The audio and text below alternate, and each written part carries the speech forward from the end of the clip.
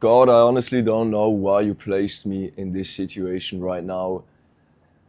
I just hear this voice that I need to start speaking about my story. I don't know what I will talk about in this video. I don't know what I will say.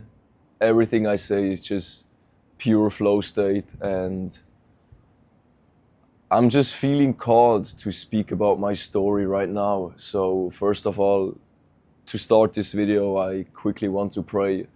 And I want to say, Heavenly Father, thank you for choosing me to be a messenger of yours. I pray that the person across the screen will resonate with my story and will see light in the end of the tunnel, because I was in situations where I didn't see any light and the only thing I really had is you. So I really pray that this video finds the right person, the right people, and I really hope that this video can benefit you, your life, and honestly give you clarity on why this title is God Sent Me Through Hell to Discover Myself. Because most of the guys you see in Dubai, by the way, this skyline currently behind me, I'm here in Dubai for the first time. And most of the people will make a video and they will just speak about, hey, look at my car, look at my watch, look at my amazing life, but they wouldn't care about you. So since I'm very different from character and I faced a lot of struggles in my life, I would really say, let's just start. So I'm currently 23 years old, and people will probably think, what will a 23-year-old tell me about life? But as soon as you hear my full story and what I really went through, you will probably think, fuck,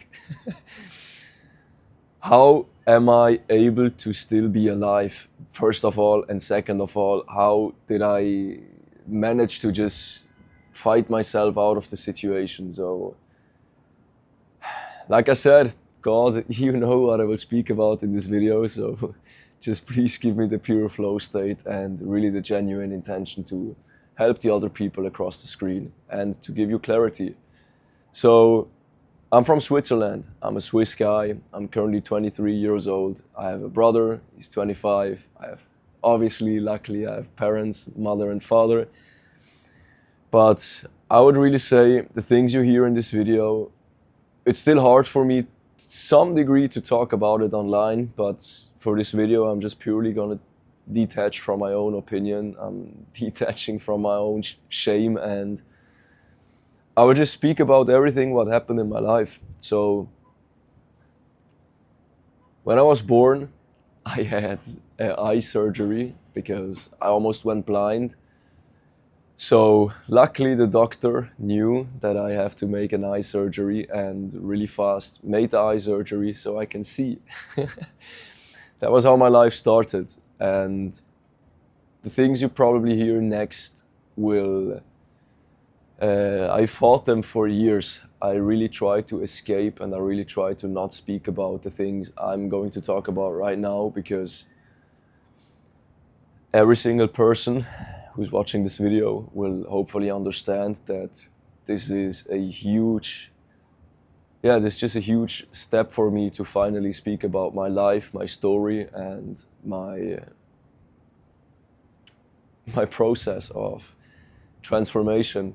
Because some of you guys might know me from my hometown and they see I'm not living in Switzerland since 2 years. They see me and my brother living our best life and enjoying our life. But let me just tell you one thing, my friend, it wasn't always like this.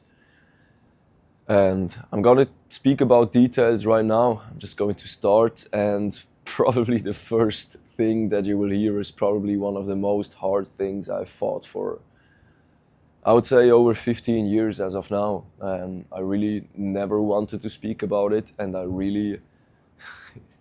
was really hiding it super deep inside of me until I couldn't anymore, until this thing just ate my soul and ate me alive, basically. So I'm not making it too long, the intro, so let me just completely honest. When I was young, my parents, and I know my parents will watch this video as well. In this situation, I would just love to say I love both of you, and I'm really grateful that God picked me to fight these things instead of my brother or instead of you two. I'm really grateful for being the one who is fighting that stuff. So when I was young, my parents were fighting a lot. Like nowadays, majority of the parents of the relationships are not super healthy, I would say. And when I was young, my parents were fighting a lot, a lot. Let me just put it in this way.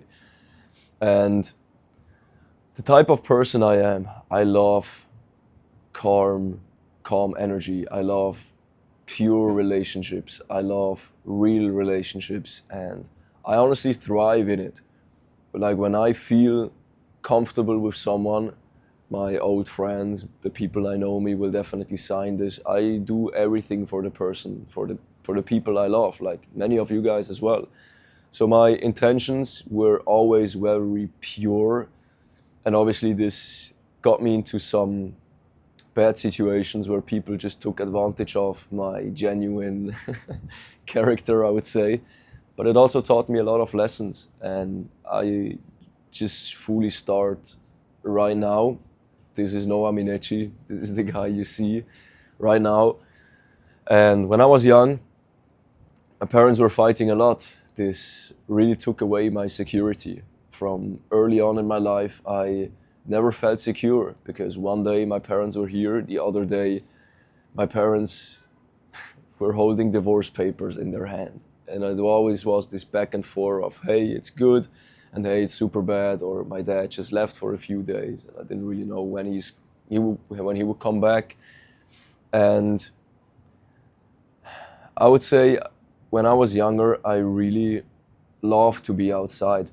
I loved to not be at home because whenever I was home, every single friend of mine just taught me that, hey, my parents have these amazing relationships, my family situation is super good.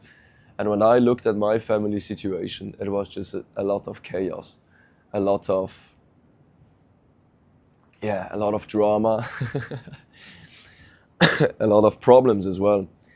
But like I said, when I was young, my parents were fighting a lot, like many of you guys as well, or your guys as parents. And this really took away my security. And I'm the type of person, I always blame myself for everything. So when I was young, I really had this toxic, negative self-talk of, hey, it's my fault that my parents are fighting. And I really blamed myself a lot for it. I really, really blamed myself a lot, even though I couldn't do anything about it or for it, you know. It's just human nature in the end of the day, because I really wanted my parents to have the best life, the relationship, that the real family, you know, that unfortunately nowadays is also super hard to find due to so many worldly things like money, trust, or cheating, etc. But let me just leave this away and let me go straight to the point. So probably the worst thing that ever happened in my life is, and by the way, you can also type in ChatGPT and you can ask ChatGPT, yo, what's the worst thing a kid can experience? And even in this situation, I have to really fight myself because everything inside of me is screaming to not tell it, to not speak about it. But this is exactly the reason why I'm speaking about it.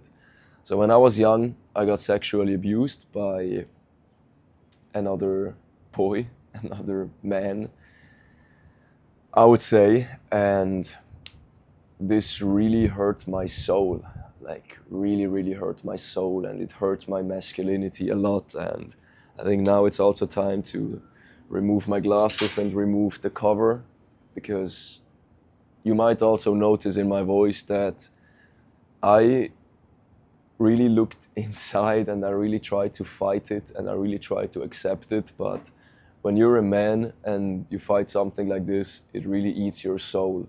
And it ate my soul for over 15 years because I was hiding this so deep down, because I thought whenever I speak with my brother, my friends, my family about this, they will first of all laugh at me for experiencing something like this, and they will walk away, because I felt like people, when they know the truth about me and my story, I would have no one, and I would be, yeah, by myself basically, because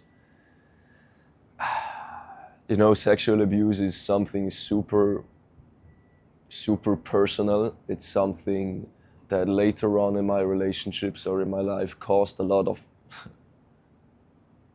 problems, I would say. And let me just fully detach from it, and let me just speak it out loud. Let me just speak about everything, and probably you cannot blame me for you know, I'm not smoking every day. I quit smoking years ago. I had a huge addiction problem all of my life, but when I tell you the full story of mine, it's not a coincidence that I was really addicted, especially to weed smoking. I will get into this later on, but let me just enjoy this, I would say, last cigarette for once. Give me a second.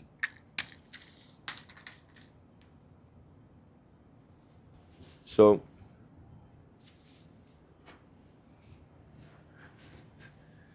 when I was probably 5 or 6 years old, I have some pictures in my mind, but I don't really know the truth. I just feel and I just know that something happened to me, because also my parents talked about it, because basically, my God, I honestly didn't think that it would still be this hard to talk about it, because when I talk about in person with people, I can really accept what happened to me, but posting it on social media is a whole new level, a different chapter of my life. So I don't even know in the whole mess where I should start. So I had eye surgery when I was young, and probably the first kickstart in my life is, hey, I got sexually abused. And then later on in my life, my parents were fighting non-stop.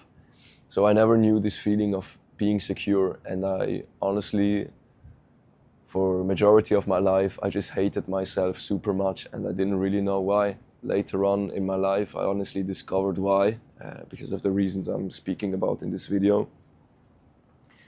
But yeah, so far so good, right? A good kickstart in my life. So I never really felt in control of myself. I never really said no to people. I never really had this border of, hey, that's okay and that's not okay.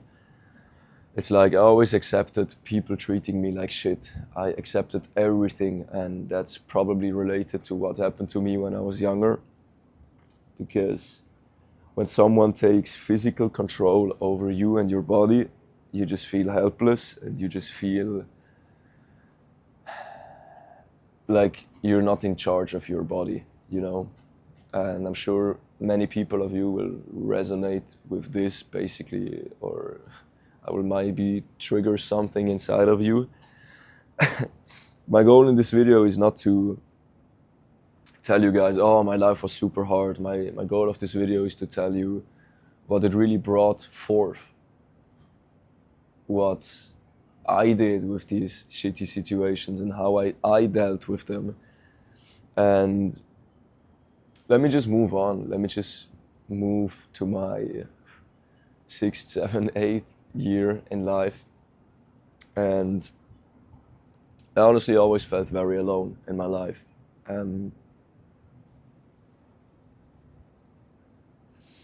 I obviously have a brother, but when we were younger, we didn't have the relationship that we have right now.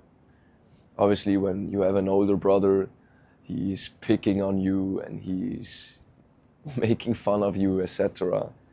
And I honestly didn't even know, or I never knew how to deal with it, because it revealed this deep sadness inside of me. When people are moving away from me or turning their back on me, it always revealed this sadness. And the sadness probably comes from not having a secure environment when I was younger. Because when your parents fight a lot, it really affects you and your future life. So I honestly spent majority of my, I would say, childhood and when I was a young adult, like in between 15 and 18, 19, 20 years old, I almost spent every single second outside because I didn't really like to go home. I didn't really like to, because you know, some memories come inside of my head even right now. When I turned the key and walked into my home and my parents were fighting at home, I was like, oh my God, another day, another time, another time, another time, another time, until one day I was like, if I'm not going home anymore, I don't face these situations and I don't hear them fighting, and I just wanted to be away with it. This is why my friends were like a family for me back then. I had many different friend groups in my life, and unfortunately or fortunately, the result was always the same. I got very disappointed. I got taken advantage of because I was super a genuine guy. I always try to elevate people, uplift people, and just give. You know, I love to give. I don't really like to take. I really love to give. So it's also hard for me, honestly, to give you context about my whole life, because later on down the road, there will be some situations where even not funnier than this situation or worse than these situations that already happened to me. And I would just say, when you're in this world, when you're a super genuine person, super genuine guy, people take advantage of this, which obviously led to many, many disappointments in my life. Where in the end of the day, I was always standing at the same point. I never wanted to stay. Alone, negative self-talk, never really felt like myself, never really felt like I was in control of my body. And later on, when I was 16 years old, I had so much pain inside of me that I had to escape. I escaped in weed smoking. I escaped in. Luckily, I never took any drugs, more like cocaine or stuff like this. I never really touched anything besides weed, but I smoked a lot, a lot, a lot. And back then, my friends were also smoking weed, but not like me. And they were asking me, why are you always smoking? And I honestly never really had the answer. I was ashamed of myself that I'm smoking this much. But I had so much pain inside of me that I just had to escape. I just had to roll up another joint, and I just had to smoke it in order to function normally.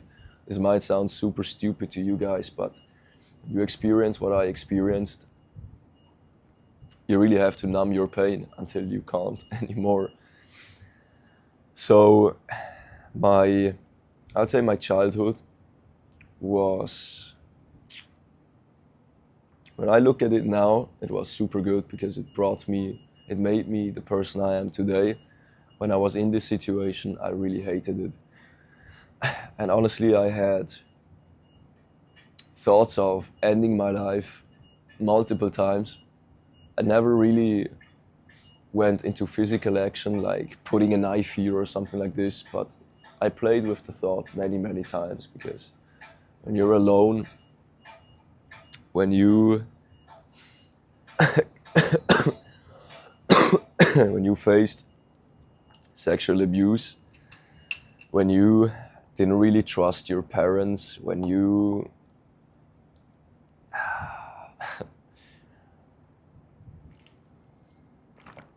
escape in weed smoking and always be around your friends instead of facing the real problem, you just push this point of breaking further and further away from you.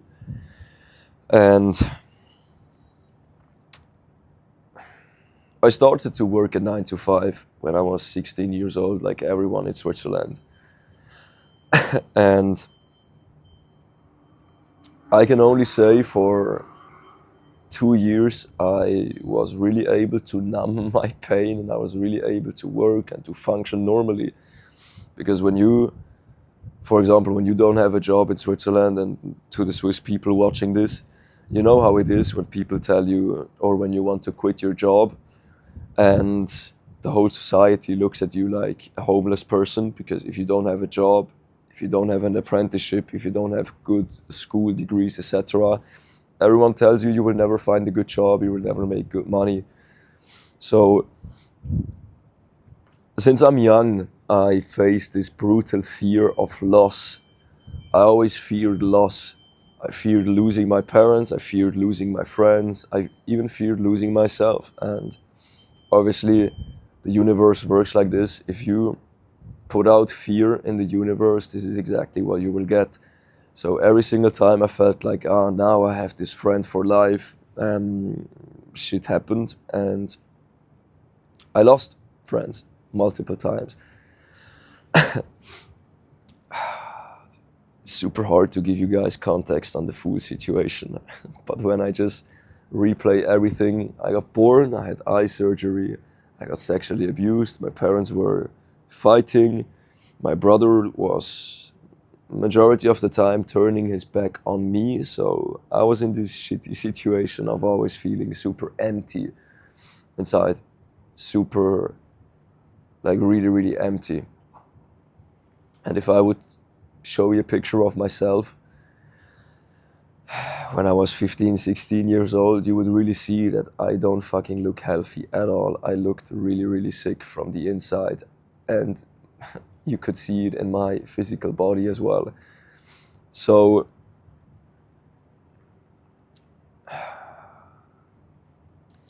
there's only a certain type of level you can numb your pain, but everything that goes above this pain tolerance, with weed you make it especially way worse. So I had a lot of panic attacks when I was young, and for majority of the people, sleeping was a super nice way to recover. But I can tell you guys, since I'm a kid, every single time I close my door and I turn off the lights,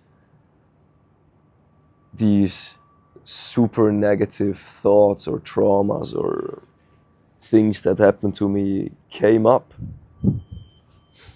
So I was always sweating, really, really sweating. During the night I woke up like I just took a fucking shower. My whole bed was wet. I dreamed of things that happened to me, like my life, my situations that happened to me, that were even following me in my dreams, because my soul was screaming for help. My soul was screaming for a way out of this pain. And like I said, to a degree, man, you can numb your pain. And it doesn't really matter if you deal with it with significance, if you have problem with feeling significant, or you lost someone, or you got sexually abused, or people disappointed you, people took advantage of you. You know how it feels. You know how disappointed you are in this situation. And unfortunately, disappointment is the story of my life, because I was not even disappointed in other people. First of all, I was disappointed in myself, and every time someone disappointed me, this just revealed this huge void and this huge pain inside of me that was always there. And let me just move on a little bit. When I was 17, 18 years old, I started to realize that I don't want to work a 9 to 5. I don't want to work all of my life, because I really asked myself since a young age, is the point of life really working for someone else all of your life, working for money, and then when you're 70, 80 years old, you just die and you basically did nothing in your life? That thought really, really scared me, even when I was young. So since I was young, I really started to try to find a a meaning in life, a deep meaning. Like, what am I here for? What's my purpose? And I always wanted to help people, like really, really help people.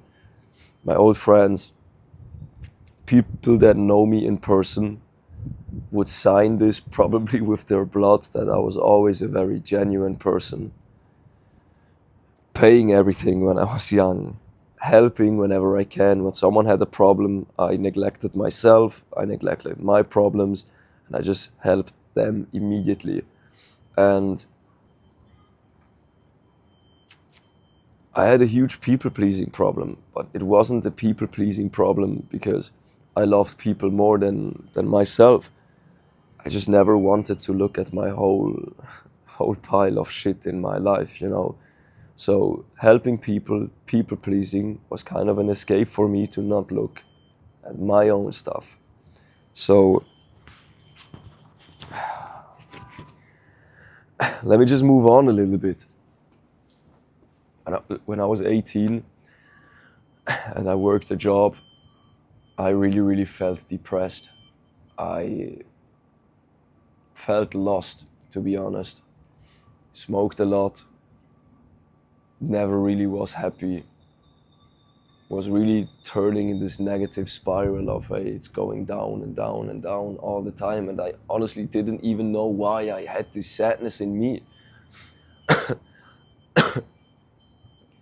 I remember there were many, many lunch breaks during my 9-to-5 job where I didn't eat for the whole lunch because I didn't feel hungry. I went to a place like 10 minutes away from my workspace and I smoked cigarettes and I cried my eyes out, day in, day out. I went to work in lunchtime, I cried my eyes out. When I had to clock in again, I was like, hey, I'm super happy. But deep down I felt so insanely lost. And this went on for weeks until I couldn't anymore. Until I just couldn't anymore, until I went to the doctor and he diagnosed a burnout in me with 18 years of age. And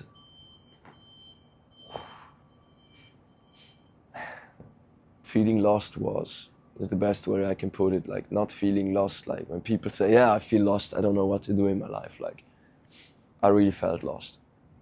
I really had insane amounts of pain in me, and I tried to escape it. For years, I tried to escape until my back was against the wall, basically, and I couldn't turn left, right, center, forwards, backwards.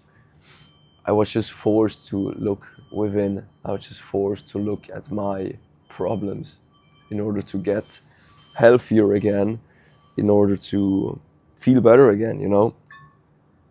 So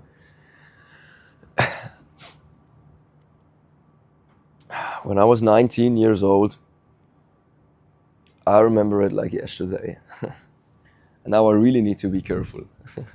Because the last thing I will do on this video is I won't share any tears. It was a beautiful sunny day in Switzerland. I went to the barber and I noticed my phone is ringing. I picked up. I was like, see, my mom called me and I just heard her crying on the phone. And I was like, yo, what's going on? And she told me that the hospital just called and my brother had several strokes when he was 21 years old.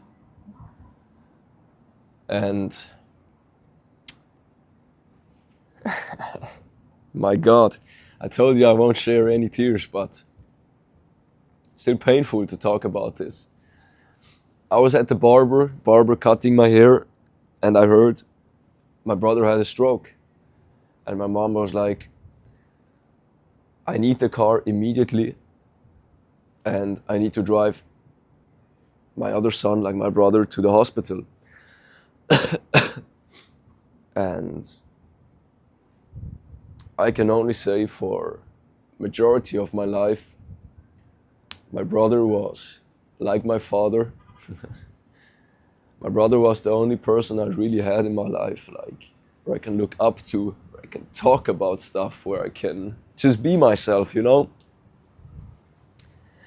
And in this situation where I heard what really happened, something in me just broke, something in me just snapped. I immediately stood up. I was like, you can't finish my haircut.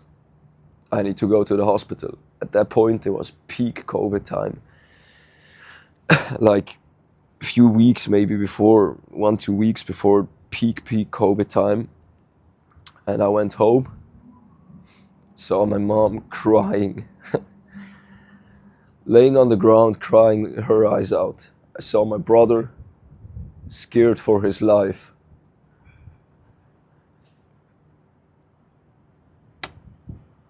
And I saw me feeling super lost once again. This fear of loss became my reality. Because now I was really basically fighting for my brother's life. And I will not make a single cut in this video because you guys should see that I really went through pain. And the only thing I can tell you guys is, whenever you face pain, like I did, yes, in the situation it feels super bad, but what came out of it later on in the story is truly just a miracle. So once for all, I will just shake this out, and I will wipe away my tears, and I will just speak like a man.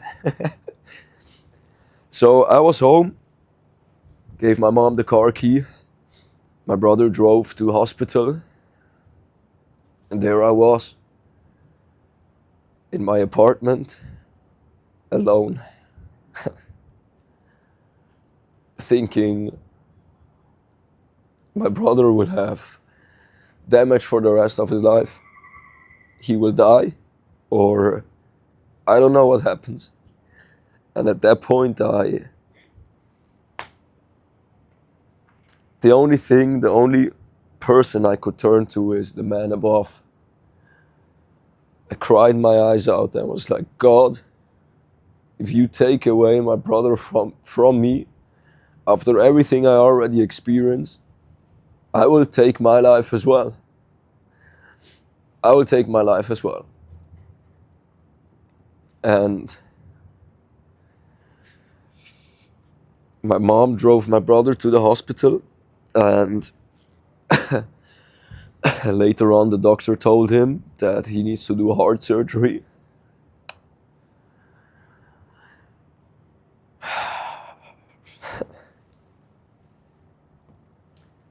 And I really feared losing the one thing I really loved the most. So my brother stayed in hospital for a few days. I couldn't visit him because of this fucking coronavirus. Couldn't visit him. It was like the police cuffed my hands in a handcuff and I cannot move. I felt this feeling of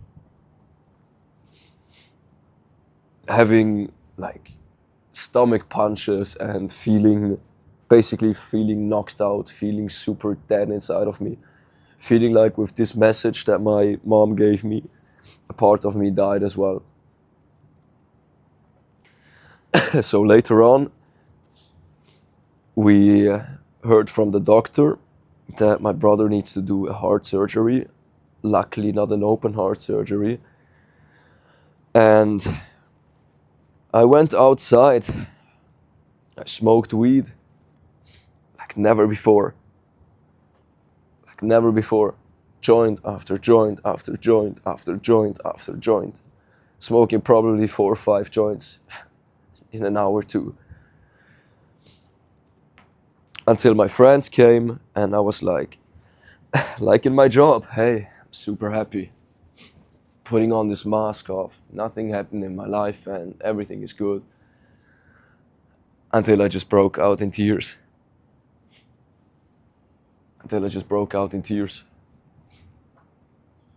And I told my friends, my brother almost died, or basically is on the edge of, I don't even know what.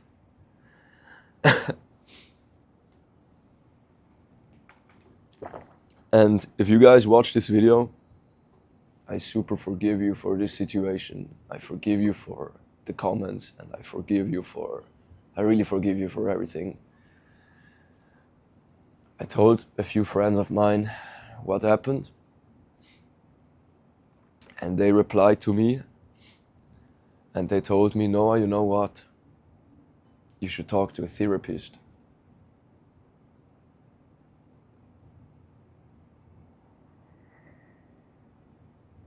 When I heard that,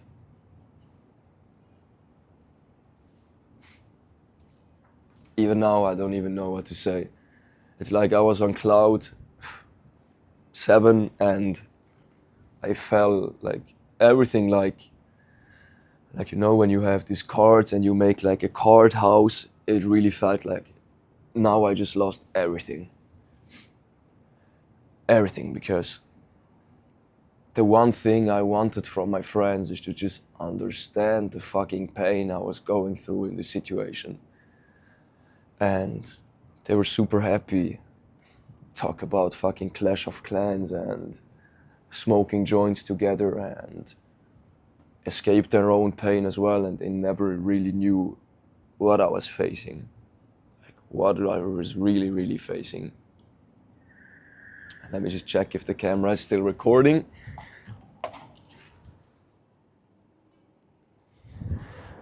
Perfect. So like I said, I will not make a single cut in this video because this will be a raw video of my raw, authentic story.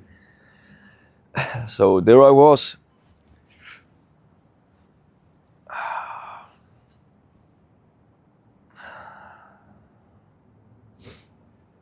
Driving in my car. Well, in my parents' car, not in my car. Brother in hospital. Friends that I didn't want to see anymore. Parents that hurt me a lot when I was younger. In this situation, I was really dead. Turned off. Emotionally dead. Really. I remember I couldn't cry. Well, at that point, I couldn't cry, I couldn't laugh, I couldn't talk, I couldn't move. I was basically, for hours probably, I don't even know for how long, I was in the car, just looking like now, looking probably the same spot for minutes, hours, until I was forced to go home again, because obviously the day went by, it's nighttime, you should sleep, and I couldn't. I was awake for hours and hours, praying to God, crying, smoking, and my passion was trading, financial markets, investment.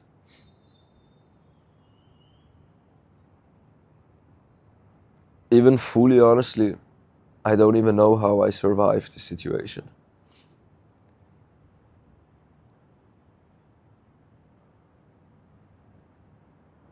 Probably praying, probably God really being here for me, because otherwise I wouldn't be here right now. So, 1 second.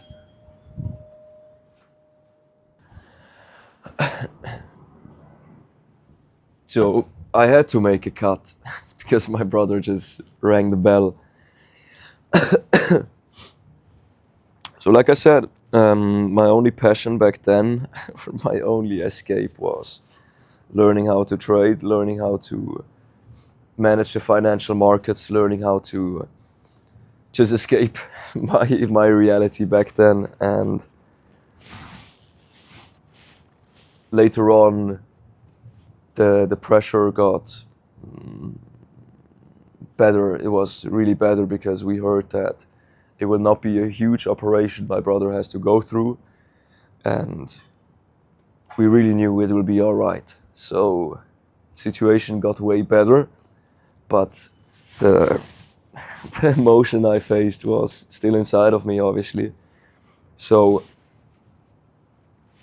few weeks probably passed. I don't even remember exactly how I did it, how he did it, but basically my brother had to move out of Switzerland for a while. He took a plane, he went to Mexico, he went to Tulum to deal with his near-death experience, with his whole situation. And I really got taught from life what's super valuable, and I'm super grateful for God for teaching me these lessons and for really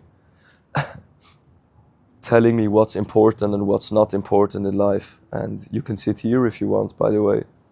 Come, you can sit here. You can speak with me to the camera as well. Luckily, I need to park my Ferrari F8. Luckily, you guys can see my brother is perfectly fine here. We're here in Dubai together after he having, his situation, which, if you want, you can talk about it as well quickly. To give you an introduction, you didn't hear the full story. Basically, what I'm just making a video about is our life, our story. And if you want, you can speak about your health scare. Was that the last one? No. Yeah. You need to go on the. I will do this for you. It was You can talk to the people. To give you context, what I told them so far is where we grew up, how we grew up, how our parents were fighting, what happened. Yeah, it's here. Maybe there's gonna be a rushing. But like this, no. Perfect. We'll get into the story another day because I need to park the Ferrari. Okay. Or maybe later. Can speak about it. But I completely lost the point because of you right now. So we knew after experiencing what we experienced, we cannot live our life like this. We need freedom, we need time to spend with each other, we need money for this, and we need to get the fuck out of Switzerland, basically, because this place, people always tell us, Switzerland is so super nice, but when you really grow up there and you know how the people think and the whole mentality and the limiting beliefs, and you don't really want to be there. So when my brother was in his retreat, basically in his holidays after his near-death experience, the situation with me and my parents really got a bit worse because I didn't have a job. My parents were probably scared that I will mess up my life. But now that you have context of my situation back then, you really understand that I was not able to work. Like, I was really not able to work because I told you why. Because of the emotions I was facing on a day-to-day basis. And it got super intense at home because I was doing everything. Every single night I was awake till like 2-3 a.m. to learn trading, invested hundreds and thousands of hours into studying chart analysis, trading live, making my first money, losing my money, etc., etc. And there was a point, I remember, it's 2025 right now, it's, I think, 6th December, 7th December. Ale, what day is it today? 6th? Oh my God, it's the 11th of December. It was the 24th of December 2023, where I had a huge fight with my dad. He's like, as a dad, obviously, he's like, Noah, you will get a job now. Noah, you will get a job now, or basically I will kick you out of our home. And I told him that I will never work a 9 to 5 again, that I will never want to work for someone else again, because I want to spend my life with my brother, with my family, and I want money, and I want location, time, freedom, and I want to value what really matters in life. And he didn't really understood it back then. Kannst du bitte Ding ausmachen? Never understood it back then. So as a father, he's like, you do this or this happens, like in this position of, this is your option 1, option 2. And he said to me, you either search a job or you can pack your things and you can leave. And I told him, Dad, tell me this one more time in my face and I will pack my things and I will fucking leave. And he said it to me one more time. And I packed all of my things, basically. And I left.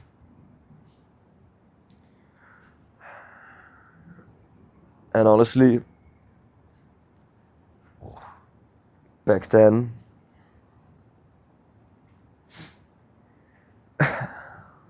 I was inside. Once again, I was in the car of my parents because I took the car key, I had nowhere else to go. I went into the garage, and it was a garage with like 100 cars because we lived in a place with other families. And we had a light switch, like whenever something moves, light goes on, and then light is dark when nothing moves. I was in my car, in my garage, once again feeling super lonely, feeling super bad, no job, my brother not here, facing my shame. And back then I didn't really know a lot about my sexual trauma. This came later on. No job, no family, no home, no money. And probably you can guess who my best friend was. Weed smoking and once again crying my eyes out. I remember I was screaming out of pain. Screaming out of pain in this car, asking God, why? Why me? And at that point, I probably had the worst panic attack of my life where I couldn't breathe anymore. I was crying so much that I couldn't breathe anymore. You know, this like like this. And I just feel, I honestly don't know how, when I speak about this, I don't know how I survived it. I prayed to God, and God gave me peace. I was smoking once again, joint after joint after joint, to numb this shit, to escape this shit. And, you know, back then I had Snapchat on my phone. And all of my friends were sending videos of the huge family dinners and the whole nice atmosphere and family laughing, and you feel that family vibes were there. And I was looking at it and I was like,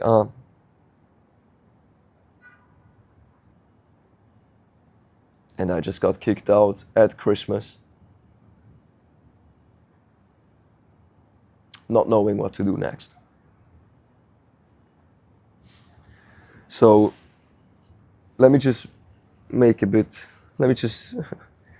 put on a bit more pace, because from now on, things get better. From now on, things really get better. So obviously my mom was also emotionally drained, texting with me I didn't want to reply to her, nor my dad, nor my brother, nor my friends. I just wanted to be alone, and I didn't even want to be alone. I didn't even want to spend time with myself, because I never really felt like myself. And then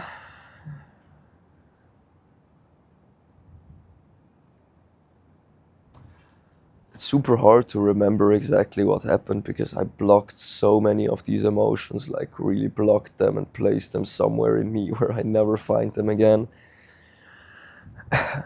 And then later on, I was in this situation of, I will either hate my parents for the rest of my life, but that's completely against the character I am, or I will just forgive my dad. I will forgive my parents. I will forgive everyone, every friend that hurt me. I will just forgive them.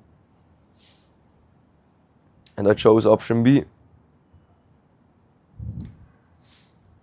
I really chose to forgive. People say, yeah, I forgive you, but deep down they're still super angry. I forgave. Probably you can hear it in my voice as well. I really forgave my dad. Because I knew I have one pair of parents. And I knew back then, whenever something happens in life, I will regret the decision I made. So I chose to suffer for me, but to forgive for them. And later on, also really from my heart forgive, and not look back anymore. So that's my story as of now. And from now on, it really gets better. So when my brother was out of hospital, he went to Tulum, basically, and he came back and he was super depressed after experiencing life for the first time fully. Then coming back to Switzerland, coming back to this whole bullshit. And me and my brother, since we were kids, super grateful for Dad, Mom, that you took us to LA, because when we were kids, we were traveling a lot. And me and my brother always wanted to live in LA. We always wanted to live somewhere else, not in Switzerland. And after all of the shit that happened in our life, we were like, okay, let's just go all in. Let's just go all in. Let's just live this everything is possible mentality, and let's really believe in that everything is possible. So my brother came back. We had a miserable reality as well, smoking weed, numbing our pain, until we said, now it's fucking enough. It's really enough.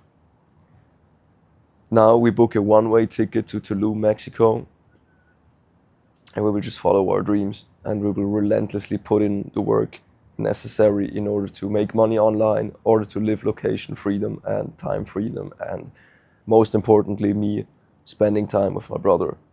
So we booked this one-way flight, April 17th. I remember it super, super, super exactly. April 17th. I was in front of a huge decision. But deep down I felt so calm. It was really like God speaking to me. It really felt for me like God taking me in my arm and like whispering in my ear, Noah, it's finally time to follow your purpose. It's time to follow me. And to my Swiss friends, to my Swiss people, imagine you're 21 years old and you leave Switzerland, you leave your home country, you leave everything you know, everyone you know, your parents, everything. You leave for something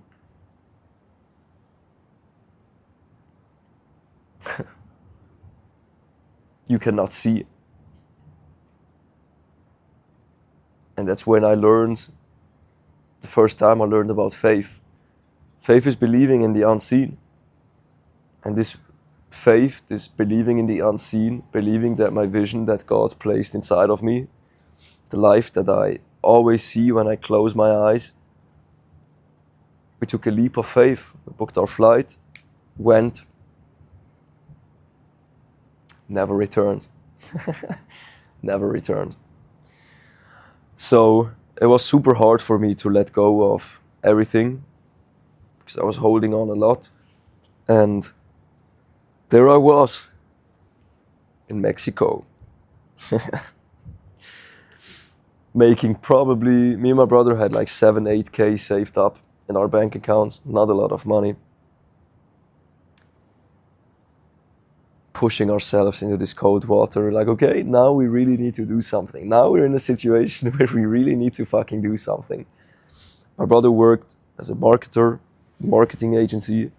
I went all in on crypto, on trading, and for a while I was like, I will prove everyone wrong. I will make money, I will live my life, and I will be an arrogant piece of shit, and I will show them that I always knew it, and blah, blah, blah. Until I had my first success. After spending probably 8 to 10 hours in front of the screen learning about financial markets every single day, had my first success, made my first 5K, my first 7K, my first 10K a month. Losing it again every single time losing it again. Every single time, lost it again. It was like, I really felt like whenever I make 2 steps up, there's 3 down. 2 steps up, 3 down. 2 steps up, 3 down. So, until I looked within, until I looked inside of me, until I faced all of the pain again, all of the situations of abuse, the security I never had, my brother almost dying, weed smoking, getting kicked out, everything.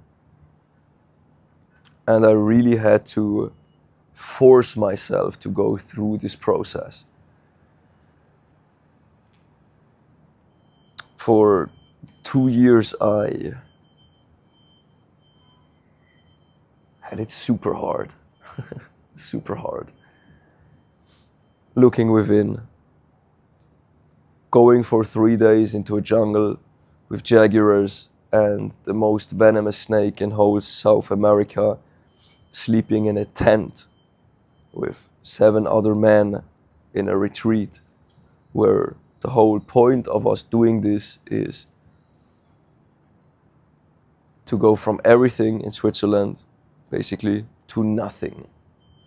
Back to the roots of people, of humans, in the jungle.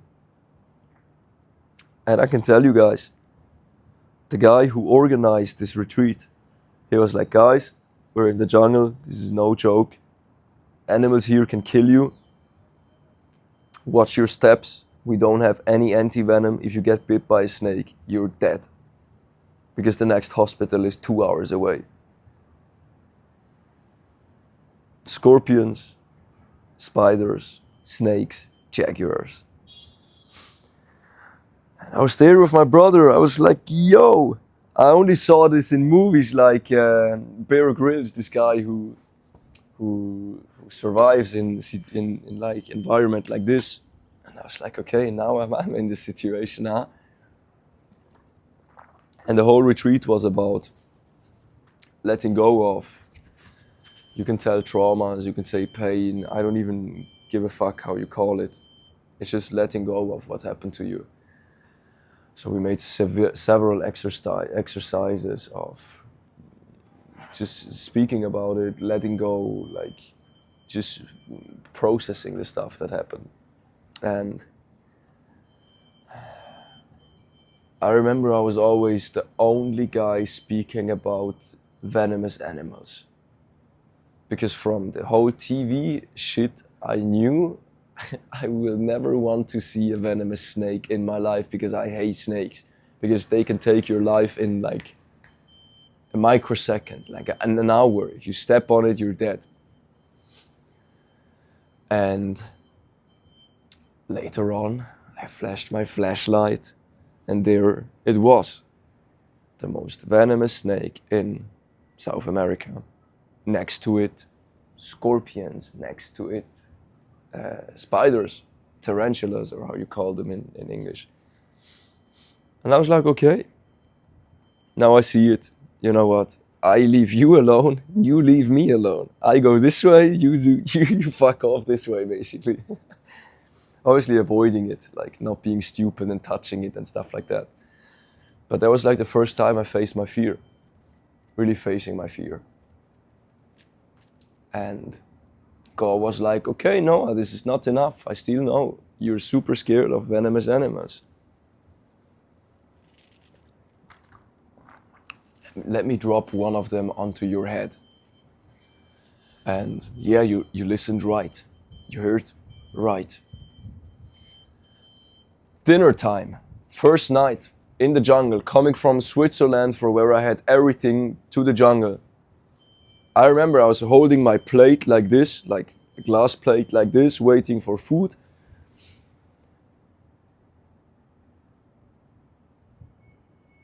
And I felt something falling on my head.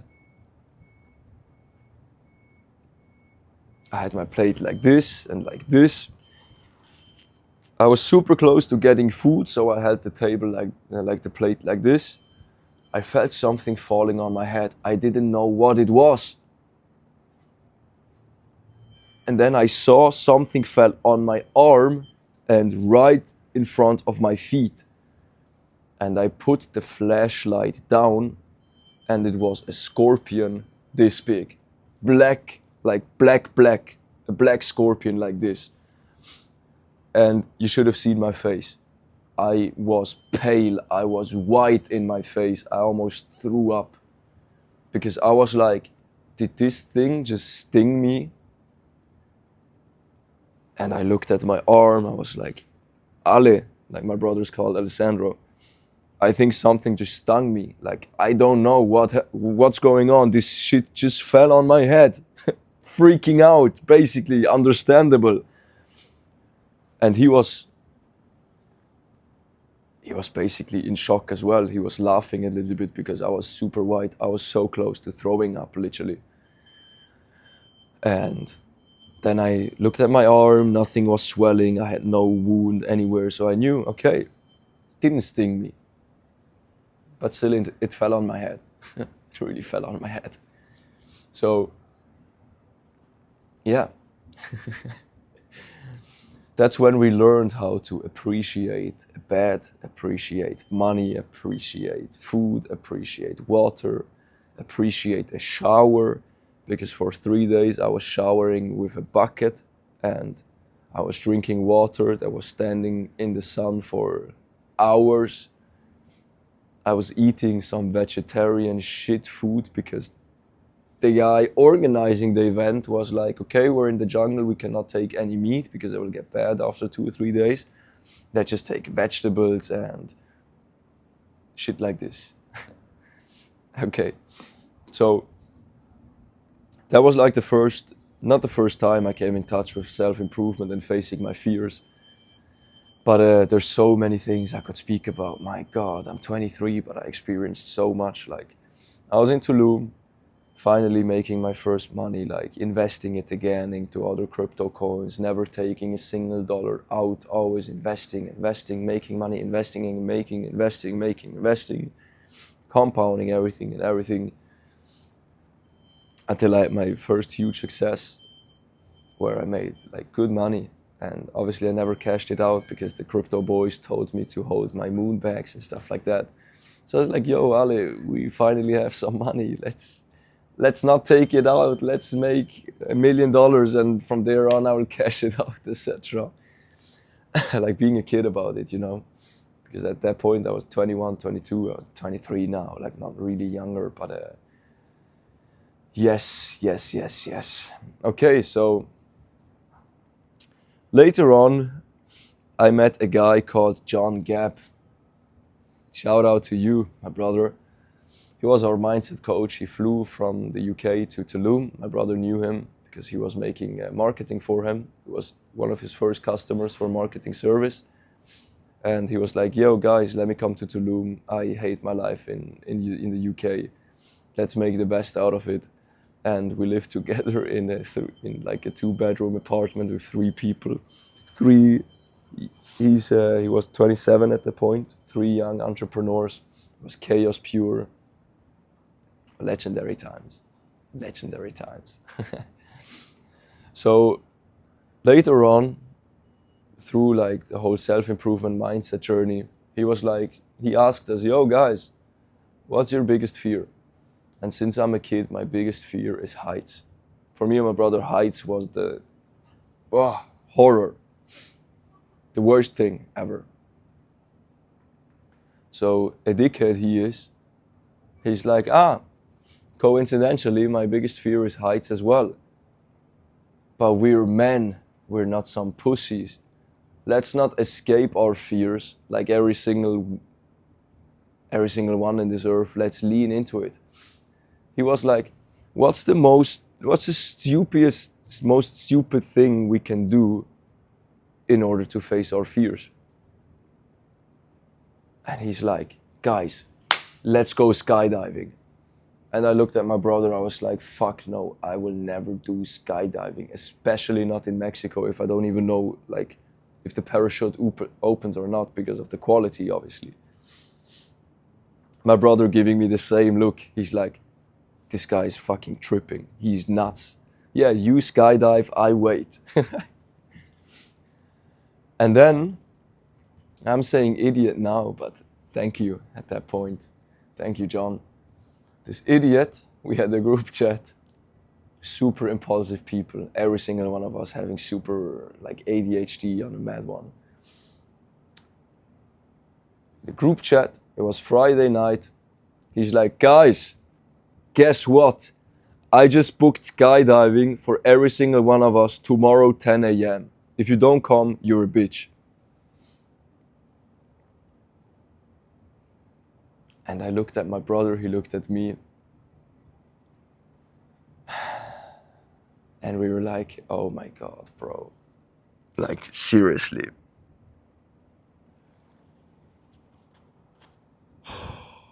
We have this situation of either you're a pussy and you hide from your fears, or you're a man and you face your fears.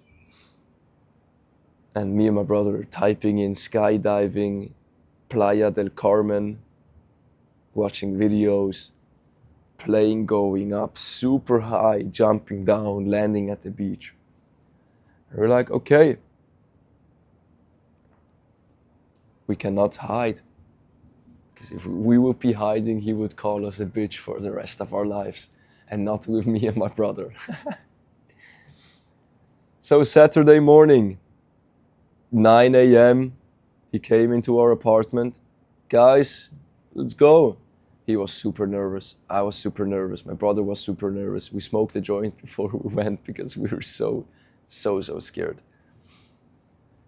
It's a 50-hour drive, a 50-minute drive, not 50 hours, 50-minute drive from Tulum to Playa del Carmen. The whole taxi ride was quiet, like in a church. Every single one of us knew what's going to happen next. Every single one of us faced our fears. Like, faced the voice, don't do it, don't do it, don't do it. You're scared, don't do it, don't do it, don't do it. And then after, probably the fastest taxi drive I ever had in my life, the fastest hour passing by like this. We're at this plane station. The guy coming, you guys skydiving, you're the next ones, huh? Small Mexican guys. And every single one of us super scared. We asked them, was there any injury ever, any accidents ever? How many skydives did you did? And this guy's like, or 3 guys, because like 3 experts.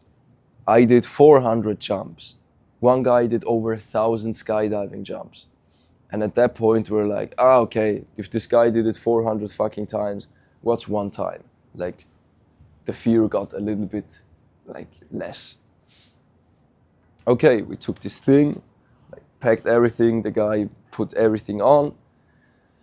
And if you ever went skydiving, it's only the part where he tags you later on. It's not the full parachute, you know. It's just the thing like here, and here and here and here. It's like here.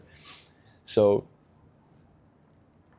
he's like, okay guys, there's the plane, you can board, I will come in a second. We went into the plane, sat down, and the plane left. And I saw the plane going up, the ground going further and further and further. We were freaking out. There was like this split second where we're like, oh fuck yes, we're gonna face our fears now, we're gonna do it, we're gonna do it. Next second, our fear catched up. Dead silence in the plane, dead silence.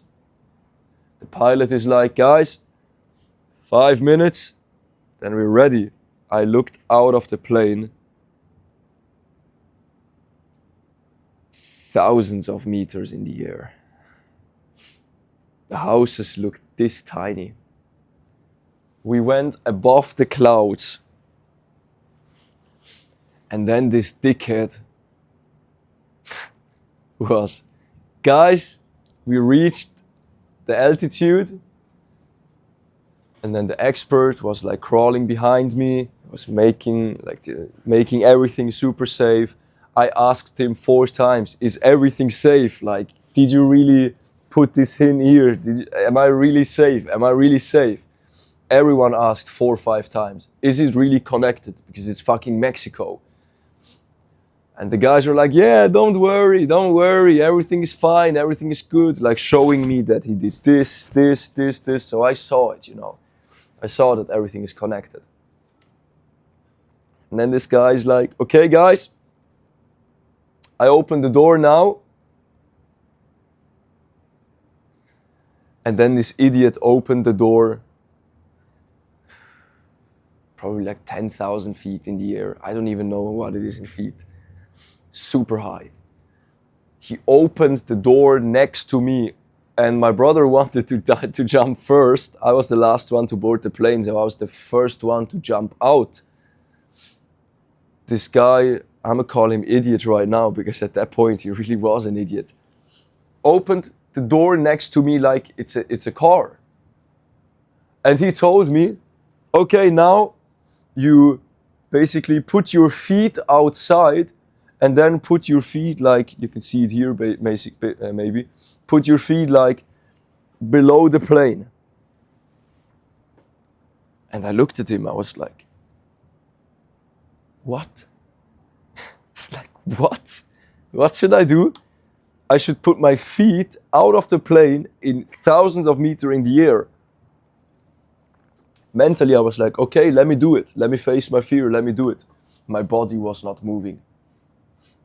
I was in shock, like my mind wanted to move, my body was not moving. My legs were not moving at all. Like I tried, my legs were not moving. And then he from behind me, he was like sitting behind me, he took my leg, placed the first one out, second one out, and I was basically sitting like this, like if this is the plane, he took my legs out, I had my legs like this, and I knew it's gonna be a matter of seconds until we jump. I looked back to my brother, and then he like whispered in my ear, 3, 2, 1. And then he pushed me like out. And the only thing I remember next is seeing the plane like from down below.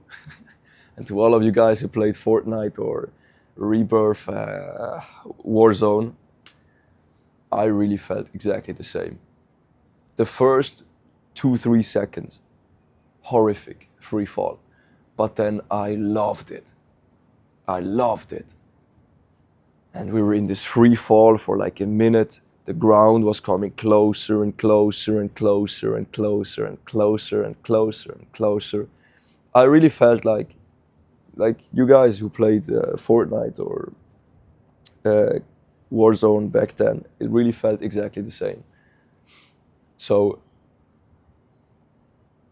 he opened the parachute, and then I looked down, my feet still like 1-2 kilometers at least in the air, like under me nothing but blue ocean. But then I learned to enjoy the moment because I was so proud of facing my fear.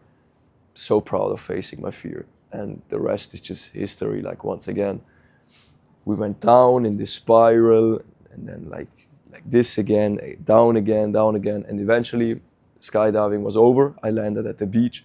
I saw John coming down. I saw my brother coming down. And guys, I can tell you, after we all landed on the beach,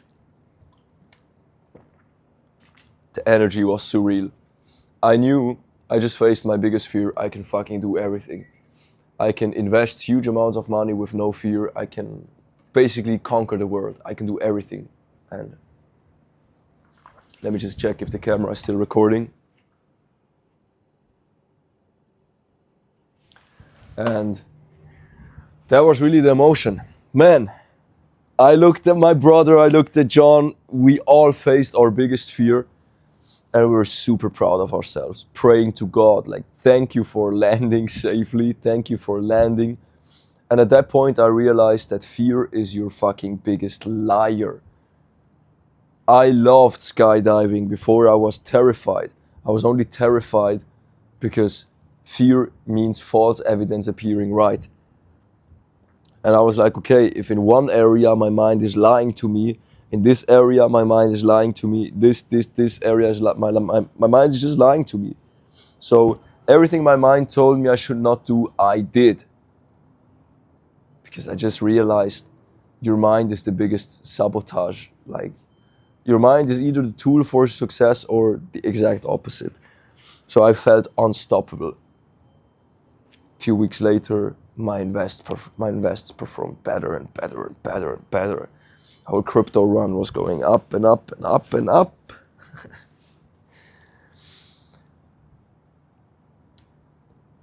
Until one point. Until I was like in this stoic, toxic way of stoicism, where I'm like, fuck emotions, fuck everything that's not hard work, fuck this, I just work, I just build my card house again, based on habits, based on waking up at 4:44 in the morning. We had maniac times where we woke up at 4:44 in the morning for over 40 days straight, learning discipline, really learning discipline.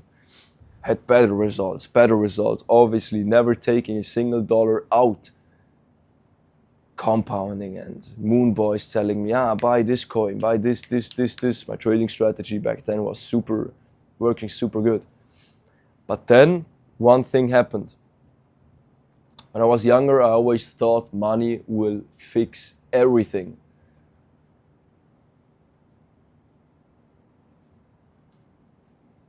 And it's ironically at the point where I made the most money ever in my life, I felt the most miserable.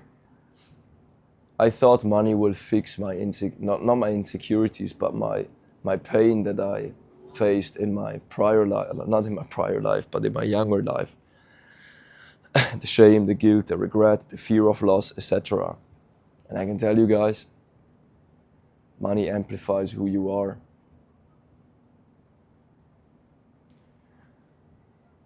This feeling of being alone, even though I had my brother and another friend, came back. The self-hate came back. The shame came back. And to give you context, during my whole life, I never really searched a relationship with a woman. People around me were like, sorry my language, I fucked this girl, I was super amazing, and we had a relationship, and I was together with her for 2-3 years, and blah, blah, blah. And I was like, it triggered me. I was like, why do I not have a girl next to me? Why? Why do I have this block of, if I speak it out loud, having sex with a girl? Like, I'm not the fucking virgin, obviously, but whenever I had something with a girl, I had this brutal hate after. Brutal, miserable emotions. People are like, okay, wow, it's the best thing that ever happened to me in my life. For me, it was one of the worst experiences ever. And I didn't fucking know why. I was like, what the fuck is wrong with me? Can I not even enjoy, like, being with another person? Like, can I not enjoy this? What the fuck is going wrong with me? Until I received an answer why that was. Because the first thing I told you, what happened to me as a child made me hate it. You guys know what I'm talking about. It made me hate it. It made me feel disgusting. Really disgusting.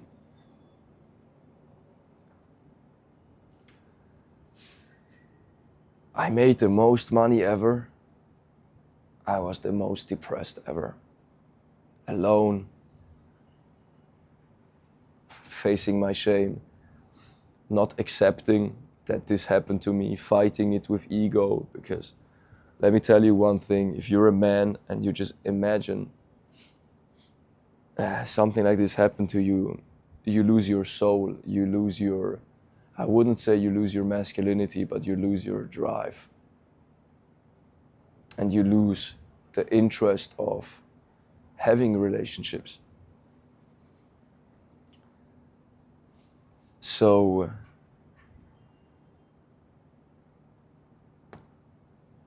there I was, having good money in my trading trades, in my investments, the whole card house of stoicism and masculinity and habits I built brought me to a place where I felt so fucking miserable. I was looking for external things to fix my internal. And I can tell you guys, the next thing that happened to me was I never realized a single dollar. I never took out a single dollar of my crypto investments. Never. It was always in the investments. And then I lost $150,000 in 5 days. Everything. Every single thing I worked for 5 fucking years. Everything. The whole pain of the whole journey of everything I went through, this was the goal, and I reached the fucking goal, and I was so depressed. And then I lost it. And after this loss, when you lose so much money in no time, you face your self-hate again. I hated and at that point I was nearly honestly close to fucking killing myself. If I wouldn't have my brother back then, I don't even know where I would be.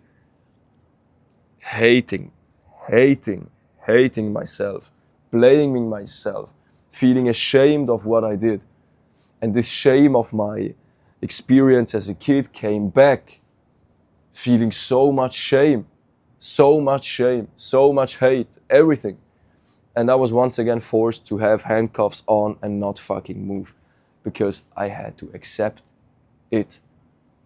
I had to accept that everything I worked for over the past few years is gone. And this was the toughest pill to swallow. And once again, I was like, yo, God, I'm fucking 23, my soul is 50. Why are you doing this to me? Why? Why taking away everything again?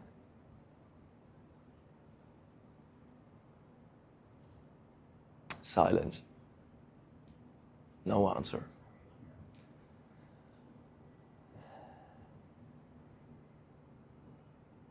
Me going to super destructive habits again. Smoking weed, being in Tulum, Mexico, broke. Not a single dollar.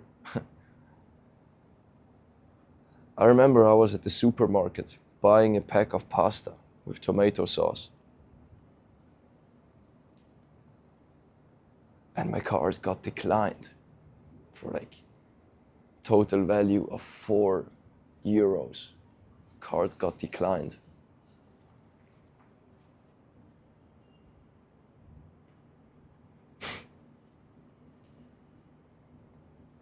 Declined.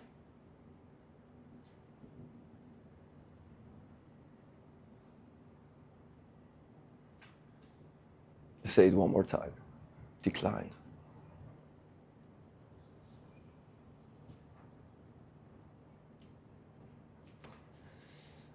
So there I was, 22, broke, in a country I don't really know. I don't really want to spend years in.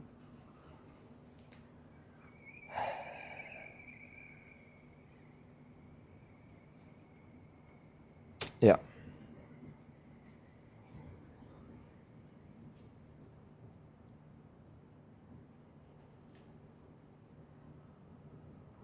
Luckily at that point, my brother had some very big clients from Germany with his marketing company. And he supported me.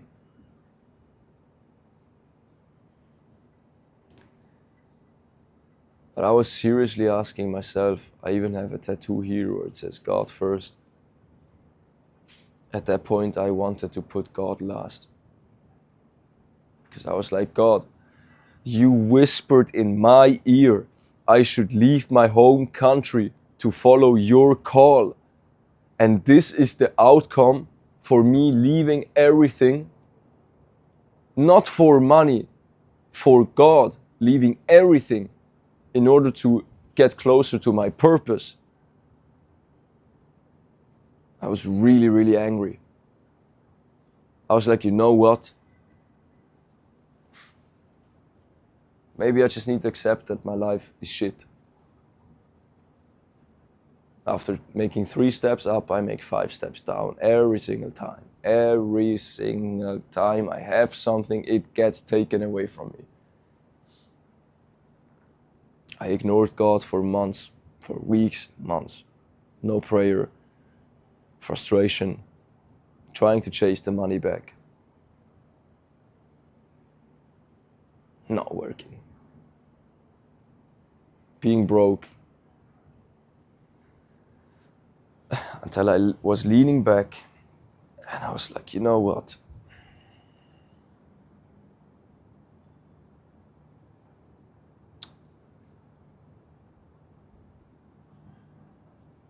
I didn't even know why this happened. Why? How did I lose so much? What the fuck happened? I don't really know. And trading, guys, I can give you one advice.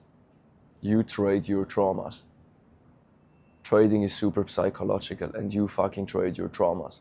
I traded my shame, I traded my guilt, I sabotaged my success. I traded my fear of loss, so whenever I lost, I felt miserable.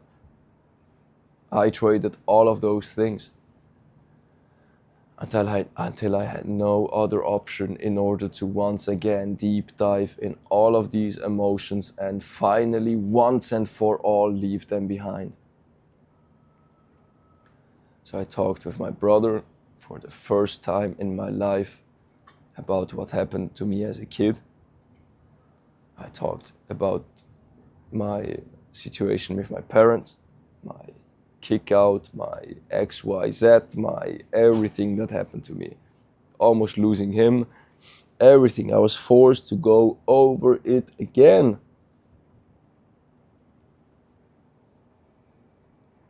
Until I learned this is my superpower.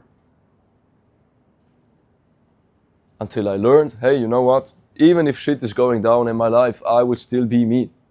I will still have my mindset and I will still have my mentality and I will still have my body and I will still have Jesus Christ in my life. God removed everything from me in order to find the only one thing that truly matters, Him.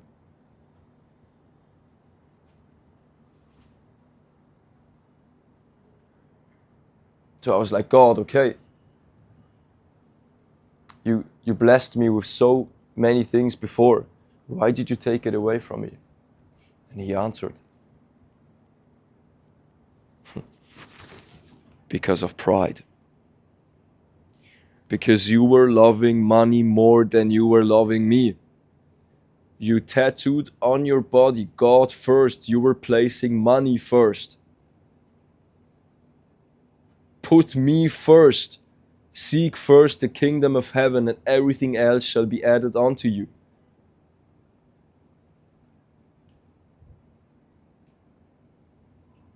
Tough pill to swallow. Because I had to humble myself and I had to acknowledge that He was right. Money gave me my significance, not my journey, not my values, not my progress, not my character. Until He learned, He taught me how to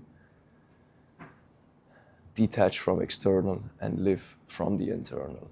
And this is why I'm able right now, this is why I make this video right now, in order to tell you guys, when God truly loves you, He sends you through hell, not because He wants to harm you, He wants to elevate you and He wants to teach you. These shitty experiences in my life taught me one very, very, very, very valuable thing. Never place anything above God. Never. Because what God gives, He takes. If He sees you can't handle it, He will take it away. Not because He wants to harm you, because He wants to protect you. He wanted to protect me from I don't know what. And I was like, okay, let's build this card house again. And finally, I found my purpose. Helping, inspiring people like my younger self. People who have a brutal, hard life story, filled with shame, guilt, traumas, pain, loss. Be there for you guys. Because there's probably not a single situation I didn't experience. And this is why I'm here, currently in Dubai, telling you guys, never lose faith. Never lose faith, even though you're in hopeless situations where you don't see any light. Never lose faith. Never. Be brutally optimistic that you can make it out, even though if it doesn't make sense, even your mind tells you, oh, you're a liar, blah, blah, blah. Hold on to your faith with your dear life. And even though right now I didn't make the money back yet,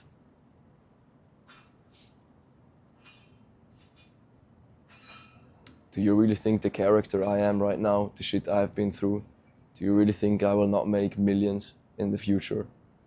Because I'm not validating myself anymore with this shit. I'm like, okay, money, okay, cool. I value God. I value my relationship. I value my values. I value my character. There's so many geeks, especially here, who I talked to over the past few days. Yeah, I do OnlyFans. You're a fucker. Okay? Dirty money. Solving your insecurities. Escaping your insecurities through money. But guess what? What God gives, He takes. It's a story of Job in the Bible, where he had everything, nothing, from everything to nothing, do everything again. And guys, I'm telling you here right now, as I sit here right now, and I hope you really listen closely. If you're here still, by the way, thank you so much for watching. This story should really inspire you that everything is possible. Even though I didn't make the money back yet, fully transparent. I did it once, I make it again. Back then, I did it with a weak character. Right now, there has to be really something happening in my life to take my stoicism, my mentality away from me. You know, because due to the shit that happened to me in my life, I'm not sharing any tears anymore. I'm like, okay, just another day. Thank you, God, for another day. In a way where I truly think it's positive, you know. So from now on, positivity, high frequency, faith, and inspiration, and helping you guys will be my fucking job, okay? Because I know there's thousands of you guys out there right now on the edge of killing yourself, on the edge of losing yourself, alone, getting kicked out of your parents' home. I know there's a bunch of you guys. And if I would have this person, me, across the screen back then, I would have it a lot easier. So I'm super detached who watches this video and who doesn't. I don't give a fuck. Could be 1 view, could be 1 million views, I don't care. What I care is, even if you, the one person watching this video, needs help, let me know in the comments and I will help you. If 1 million of you guys need help, I will help you. Genuine. Now if I sell you my coaching, fuck that. Fuck that. I will bring people back to their core through going through all of their shit. And I will be there like God was there for me to help you go through it, through everything from A to Z. I will be the friend that I never had. I will be the friend for you that I never had. I will be the person in your life I never had. And with that being said, I wish you a very blessed evening / night, or morning, or lunchtime, whatever. I will upload this video right now. I will not make a single cut. I will upload it like it is.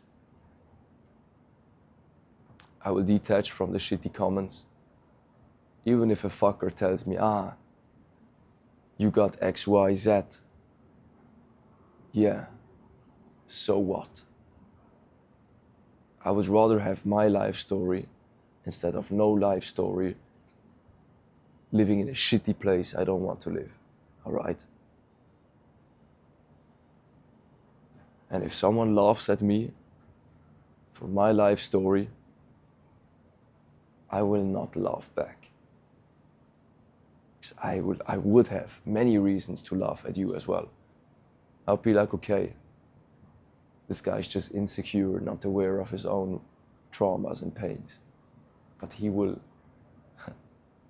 eventually in life get there. And trust me, this point will come where you cannot hide anymore. Where you cannot sleep anymore. Where you cannot talk to your friends anymore. Where you're by yourself. In that situation, I will be here for you. So with that being said, peace out and spreading love. So you guys can see, from a life like this,